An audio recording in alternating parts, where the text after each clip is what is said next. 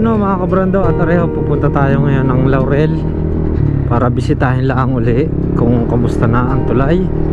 Ilang araw na rin tayong hindi nakakapunta doon, kaya naman natin tinatagalan para syempre hindi naman isang araw lang madedevelop lahat or magagawa yung kanilang mga ginagawa sa tulay. Syempre unti-unti, kaya ako ito palimang araw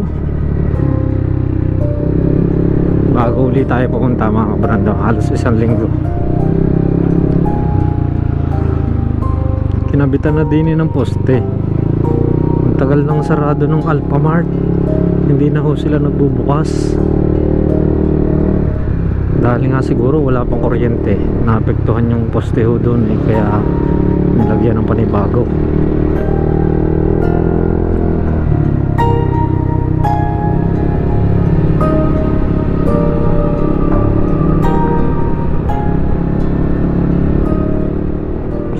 Tayo makita mga kabrando kung ano na, kung nalatagan na nila lahat ng semento yung mismong detour, kaya tingnan natin.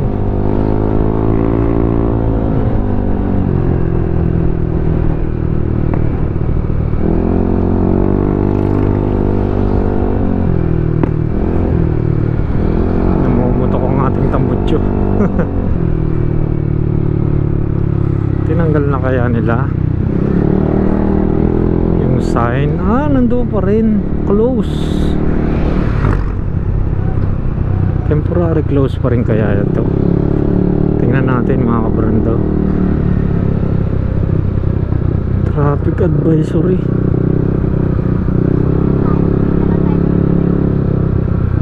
Detour temporary close to all vehicles. Take alternative route. Ayan o mga kabrando. Pero silipin natin yan o. January 14. Try lang natin silipin din siguro tinatapos na talaga nila, at doon na uli dadaan mga kabrando sa kabila, doon sa may Bugaan West, sa may Sabungan.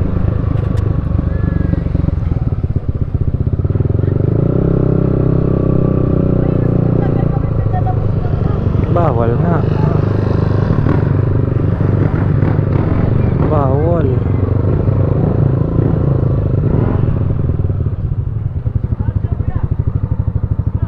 Ayun.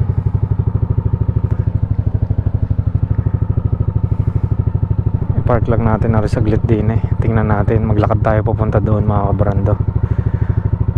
Ipapakita ko sa inyo. Yan, nandyan pa yung mga bako. Sa kabila, naglakad din kayo. Ayun mga kabrando, lalakarin lang natin. Sinara pala ho muna, ano? Vlogger, no? Oo. Ayan si kuya. Maglalakad na rin kayo papunta doon. Inintay ito. Malapit na yan, matapos. Malapit na ha.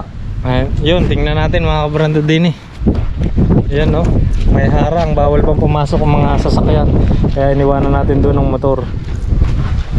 Okay, tingnan natin din Ayan no, nilagyan na nila din ng abang.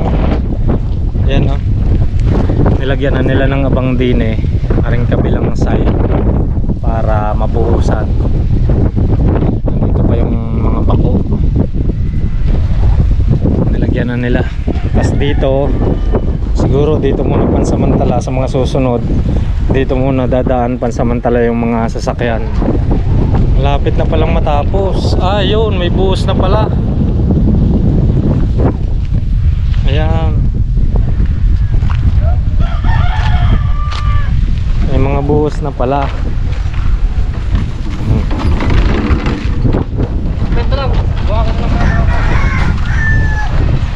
Ayan. Ayan, nabuhusan na nila hanggang doon mga kabrando.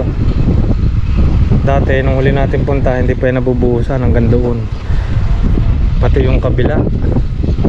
Ito, ayan nabuhusan na, dire-diretso na hanggang doon yan. papunta doon sa sementadong kalsada para may duktong.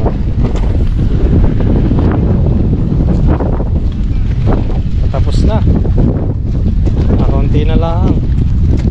Arin na lang ang kabiak, aring kabiak hanggang doon.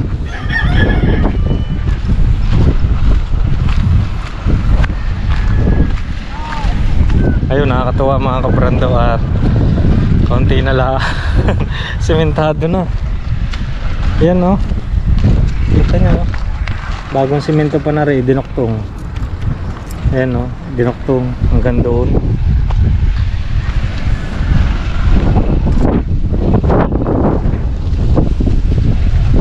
Konting-konti na lang oh, no.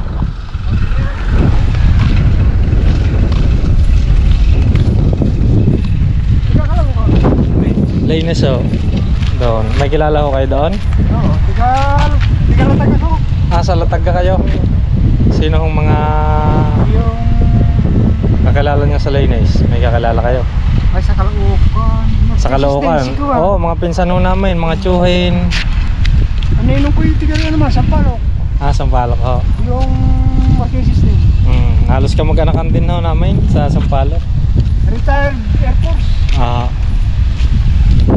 Yan na mga kabrando oh, luwang. Ang luwang ng kalsada. Ayan, natutuwa lang tayo mga kabrando.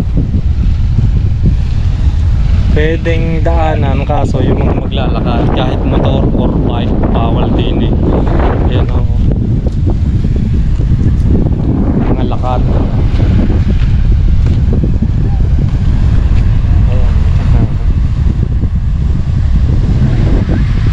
Okay, didiretso tayo din mga kabranda sa kabila.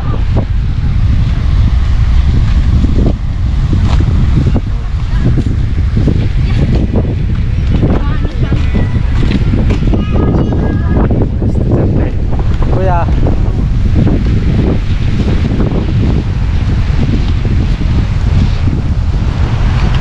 Ayun, hanggang doon pala sa kabilang dulo. Yan, ito kabubuhos lang din mga kabrando. Yan o. Nabubuhos lang din eh. Hanggang doon sa kabila. Ay, binubuhusan na rin. Binubuhusan na rin kabila. Lalatagan na rin.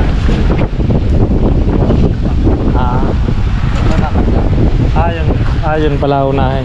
Yung nakaabang daw. Ayos na yun, hanggang doon mga kabrando. Hanggang doon ho, sa dulo. Nagme-mixer sila doon. Ayan na, rin na ho ang update mga kabrando. Din ho sa tulay ng Laurel. Ayan na.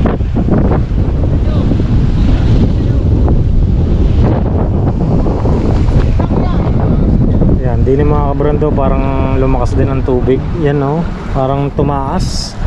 Parang tumaas yung daloy ng tubig o din eh. Yan ang ilog. Siguro dahil wala na doon sa kabila, magkabila, dahil direktahan na ho dito.